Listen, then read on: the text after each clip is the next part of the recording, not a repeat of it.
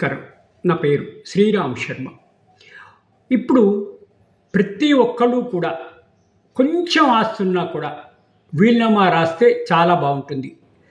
మనము ఎంతకాలం బతుకుతామో తెలీదు, ఎప్పుడు పోతామో తెలీదు.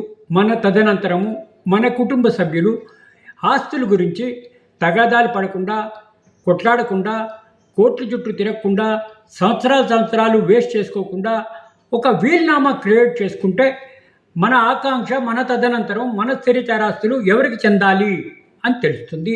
అది చెయ్యాలంటే డబ్బులు వేస్ట్ కాదు, మనస్పర్ధలు ఉండవు, మనం పోయిన తర్వాత కూడా మన వాళ్ళు మన తిట్టరు అని. చాలా అంటే చాలా ఈజీ వీలునామా. మీకున్న స్థిరచరాస్తులు, మీకు ఒక ఫ్లాట్ ఉన్నా, ఇల్లున్నా, ఓపెన్ ల్యాండ్ ఉన్నా, అగ్రికల్చర్ ప్రాపర్టీ ఉన్నా, బ్యాంకులోని క్యాష్ ఉన్నా, ఎఫ్డీలు ఉన్నా, ఎఫ్డీలు అంటే మీకు ఉంటుంది నామినేషన్.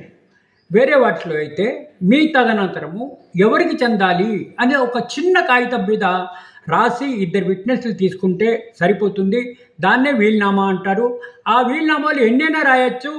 లేటెస్ట్గా మనకు పోయే ముందు ఏది లేటెస్ట్ డేట్ ఉంటుందో అది ఇంప్లిమెంట్ అవుతుంది. కాబట్టి ఒక లాంగ్వేజ్ కానీ, ఒక డ్రాఫ్ట్ కానీ, రిజిస్టర్ పేపర్ కానీ, స్టాంప్ పేపర్ కానీ, సబ్ రిజిస్ట్రార్ ఆఫీస్కి రిజిస్ట్రేషన్ చేయడం కానీ అవసరం లేదు.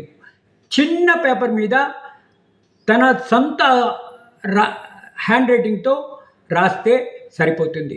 కాబట్టి దయచేసి ఇట్లా మన పోయిన తర్వాత మన వాళ్ళు మనం తిట్టకుండా ఉండాలి అంటే, డబ్బులు వేస్ట్ చేయకుండా ఉండాలి అంటే, చిన్న పేపర్ మీద మన తదనంతరము మన స్థిరచరాస్తులు ఎవరికి చెందాలో రాసి 2 విట్నెస్లు తీసుకుని మన కబ్బోర్డ్లోనో, లాకర్లోనో, ఫైల్లోనో పెట్టుకుంటే అది సరిపోతుంది. ఇలాంటి వీలునామాలు ఎన్నైనా రాసుకోవచ్చు. ఒకసారి రాశాక ఇదే ఫైనల్ అని కాదు.